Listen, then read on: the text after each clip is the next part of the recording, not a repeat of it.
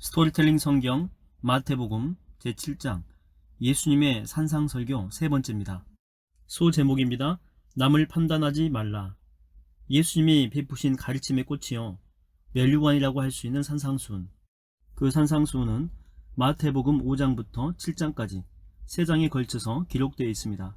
따라서 5장이 전반부, 6장이 중반부, 그리고 7장이 후반부라고 할 수 있습니다.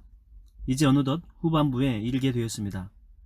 예수님은 산상수훈의 전반부 5장이죠.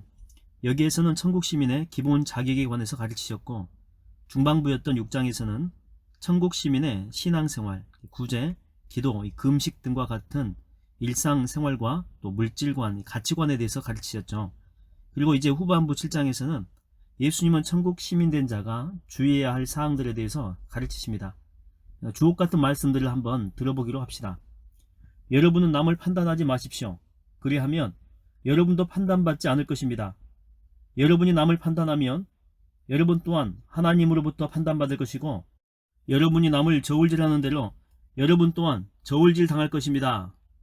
이 말씀은 옳고 그름에 대한 건전한 판단과 비평까지 하지 말라는 뜻이 아닙니다.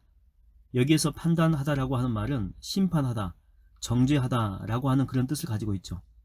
따라서 이 말은 자신의 잣대로 다른 사람을 심판하고 정죄해서는 안 된다는 그런 의미입니다. 이 일은 절대 의로우신 하나님께 속한 일이기 때문이죠. 여러분은 또 여러분의 눈 속에 있는 들보는 보지 못하면서 어찌하여 형제의 눈 속에 있는 티를 탓하는 것입니까? 자기 눈 속에 들보는 그대로 두면서 어떻게 형제에게 내 눈 속에 티를 빼라 하고 나무라 할 수 있겠습니까? 그러므로 위선자들이여, 먼저 여러분의 눈 속에 있는 들보부터 빼내십시오. 그래야 여러분의 눈이 잘 보여 형제의 눈 속에 있는 티를 빼줄 수 있지 않겠습니까? 티는 큰 통나무를 썰 때 생기는 톱밥 속의 작은 알맹이를 가리키고, 들보는 큰 통나무를 가리킵니다.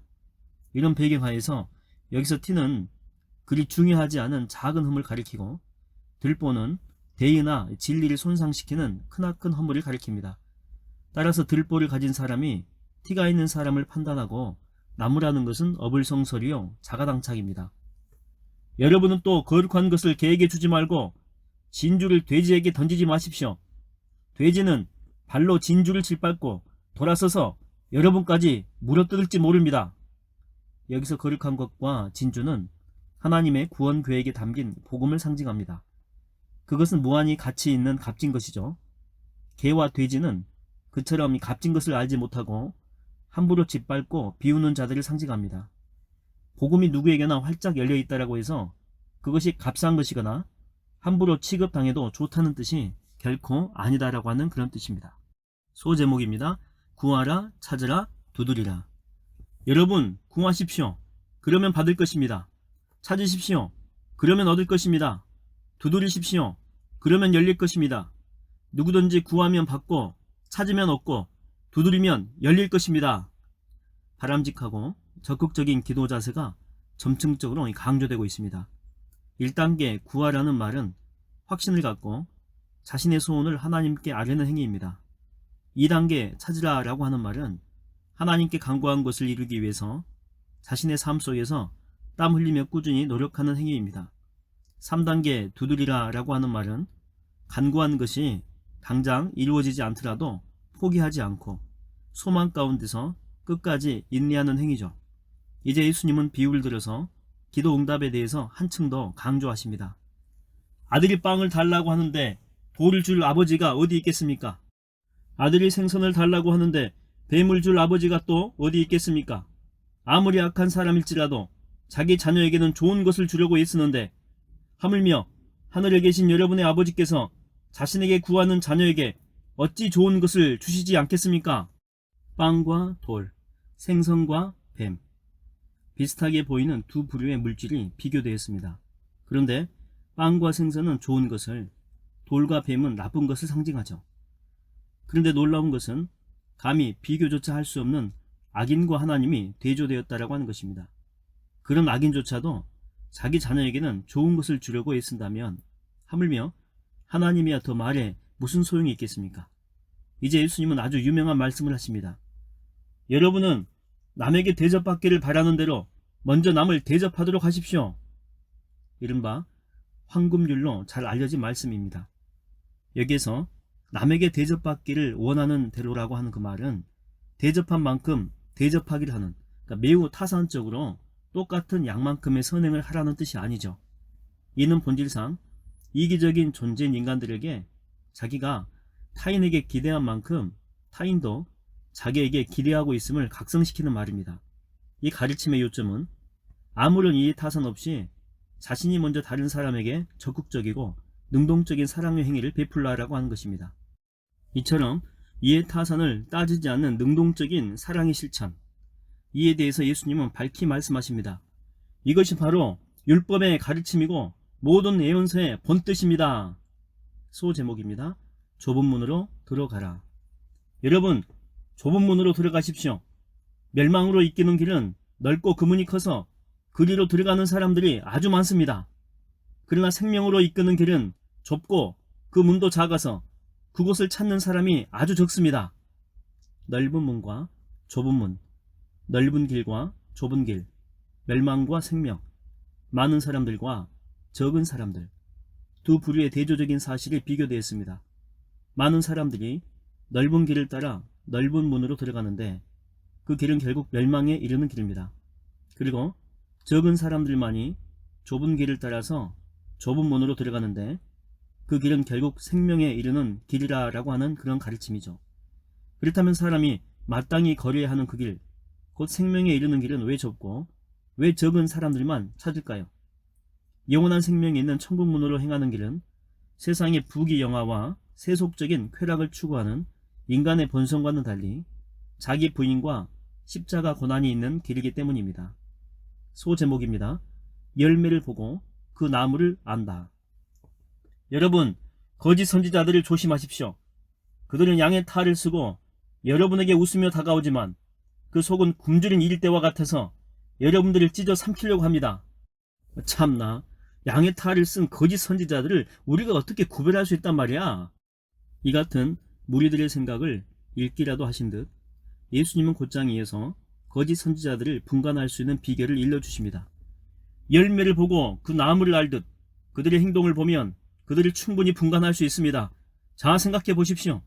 가시나무에서 어찌 포도를 딸 수 있겠으며 엉겅퀴에서 어찌 무화과를 딸 수 있겠습니까? 이처럼 과실나무의 좋고 나쁨은 그 열매를 보면 잘 알 수 있습니다. 좋은 나무에 나쁜 열매가 맺힐 수 없고 나쁜 나무에 좋은 열매가 맺힐 수 없는 법이기 때문입니다. 그리고 먹지 못하는 나쁜 열매를 맺는 나무는 찍혀 불에 던져집니다. 그러므로 그 사람이 하는 행동을 보면 그가 어떤 사람인지를 잘 알 수 있습니다. 자, 이제 거짓 선지자들을 분간할 수 있겠습니까? 예수님은 한 가지 분명한 검증 기준을 제시하셨습니다. 그것은 곧 거짓 선지자는 겉과 속이 다르다라고 하는 것입니다. 따라서 겉모습이 아니라 속에서부터 나오는 그들의 열매, 이 행위를 통해서 우리는 거짓 선지자들을 충분히 분간할 수가 있습니다. 다시 말해 참된 선지자는 하나님에게서 보내심을 받아 하나님의 메시지를 전하면서 하나님의 뜻대로 살아가는 자이고, 거짓 선지자는 하나님께 보냄받지 않은 자로서 자기 말을 하고 자기 욕망을 추구하면서 살아가는 자입니다. 우리가 조금만 주의를 기울여 살펴본다면 거짓 선지자에게서는 하나님의 뜻과 말씀에 어긋나는 이 세속의 표시들을 충분히 찾을 수가 있다라고 하는 것이죠. 믿는 자들은 언제 어디서든 거짓 선지자들을 잘 분간하여 엄중히 배척해야 됩니다. 그렇지 아니하고 거짓 선지자들을 추종하게 되면 결국에는 함께 멸망하고 말 것입니다. 소제목입니다. 나는 너희를 알지 못한다. 여러분, 나더러 주님 주님 하고 부르는 사람이라고 해서 다 천국에 들어갈 수 있는 것이 아닙니다. 하늘에 계신 내 아버지의 뜻을 행하는 사람이라야 천국에 들어갈 수 있습니다. 장차 심판 때에 많은 사람들이 내게 말하기를, 주님, 우리가 주님의 말씀을 전하였고 주님의 이름으로 귀신을 쫓아내고 또 주님의 이름으로 많은 기적을 행하지 않았습니까? 하고 따질 것입니다. 그러면 나는 그들에게 분명히 대답하기를, 나는 너희를 도무지 알지 못한다. 내게서 썩 물러가라. 이 불법을 행하는 악하고 몹쓸 자들아. 이렇게 이야기할 것입니다. 이상하네. 하나님에게서 보냄받지도 않은 악하고 몹쓸 거짓 선지자들도 귀신도 쫓아내고 많은 기적을 행할 수 있단 말인가? 무리는 이해할 수 없다는 듯이 고개를 갸우뚱거렸습니다. 그렇습니다. 거짓 선지자들도 충분히 그럴 수 있습니다. 하지만 그런 자들이 행사하는 권능은 하나님에게서 비롯된 것이 아니고 사탄에게서 비롯된 것입니다. 공중 권세 잡은 사탄도 제한된 범위 내에서는 이적과 권능을 행할 수 있기 때문입니다. 이처럼 거짓 선지자들은 거듭나지 못한 사역자들로 겉으로 보기엔 주님의 이름으로 일하는 것 같지만 실상은 자기 이름과 세상의 부귀 영화를 위해서 일하는 자들입니다. 그러므로 이런 자들은 마지막 심판날에 주님께 결코 인정받을 수가 없습니다. 소제목입니다. 듣고 실천하라. 이제 예수님은 산상수훈의 모든 가르침을 마무리하시면서 끝으로 이제껏 듣고 가르침 받은 대로 실천해야 할 것을 요구하십니다. 무리들이 알아듣기 쉽도록 하나의 비근한 비유를 드십니다. 곧 홍수와 폭풍의 비유를 들어서 가르침을 듣고 실천하는 슬기로운 자의 안전함과 생명, 반면에 가르침을 듣고도 실천하지 않는 어리석은 자의 불안전함과 멸망에 관해서 말씀하십니다. 자, 여러분, 지금껏 내가 가르친 말씀을 잘 들었습니까? 네, 저희들 잘 들었습니다. 그렇다면 꼭 명심하십시오. 내 가르침을 듣고 그대로 실천하는 사람은 견고한 반석 위에 집을 지은 슬기로운 사람과 같습니다. 비가 마구 쏟아져 홍수가 나고 폭풍이 몰아쳐도 그 집은 결코 무너지지 않습니다.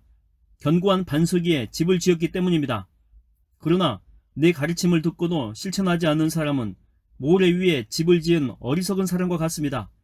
비가 마구 쏟아져 홍수가 나고 폭풍이 몰아치게 되면 그 집은 여지없이 와르르 무너지고 말 것입니다. 집안이 약한 모래 위에 집을 지었기 때문입니다. 이 비유에서 비, 홍수, 폭풍은 세상으로부터 오는 각종 시련이나 유혹, 핍박을 가리킵니다. 말씀 실천에 견고한 반석 위에 자기의 믿음의 집을 짓지 않게 되면 세상의 홍수와 폭풍을 견뎌낼 수가 없다라고 하는 가르침입니다. 소제목입니다. 예수님의 권위 있는 놀랍고 신선한 가르침. 나사렛 목수의 삶을 뒤로하고 하나님의 구원 사역을 펼치기 위해서 본격적으로 복음을 전하기 시작하실 때, 곧 공생애를 시작하신 초기에 예수님은 갈릴리 호수의 서쪽 해안에 위치된 어느 야트막한 산의 평평한 중턱에서 자신에게로 모여든 무리들에게 여러가지 가르침을 베푸셨습니다. 산상수훈, 이는 진실로 하나님의 아들이신 메시아의 가르침이었습니다. 지금까지 유대 랍비들과의 가르침과는 질적으로 전혀 차원이 다른 아주 새롭고도 위대한 가르침이었습니다. 천국 시민의 대훈장이라고 할 수 있는 산상수훈, 그것은 인간의 심령을 깊숙이 파고드는 생명력이 넘치는 놀라운 교훈이었습니다. 그래서 예수께서 모든 말씀을 마치시니 그 가르침을 들은 무리가 너나 할 것 없이 모두가 크게 놀라게 되었습니다. 벌린 입을 다물지 못했습니다. 지금껏 들은 율법 교사들의 구태의연한 가르침과는 달리 예수님의 가르침에는 다이너마이트의 폭발력 같은 역동적인 영적인 권위가 있어 듣는 이들의 마음과 생각 속에 큰 울림으로 다가왔기 때문입니다. 와, 정말 놀라운 말씀이다. 이제껏 랍비들한테 들은 것과는 차원이 달라. 그래, 그렇지. 자네도 그렇게 느꼈는가? 나도 마찬가지라네. 예수님의 말씀 한마디 한마디가 마치 살아 움직이듯이 내 가슴 속으로 깊숙이 파고드네 그려. 정말 놀랍고도 위대한 말씀이야. 맞네. 예수님이야말로 진정한 랍비야. 큰 선생님이지. 말씀에 권위가 넘치고 하시는 말씀마다 하나같이 놀랍고 신선해. 난 오늘 아주 큰 충격과 도전을 받았다네. 사람들은 맛있고 좋은 음식을 먹은 사람들처럼 모두가 흡족한 얼굴로 산을 내려갔습니다. 제자들이 자리를 정리했습니다. 자리를 정리할 것도 없었죠. 평지보다 조금 높은 바위가 강단이었고 풀밭이 의자였기 때문이었습니다. 하늘의 구름이 흘러가고 있었습니다. 대지는 뜨거웠지만 하늘은 아주 맑았습니다. 산을 내려가는 사람들의 발걸음은 맑은 하늘만큼이나 가벼웠습니다.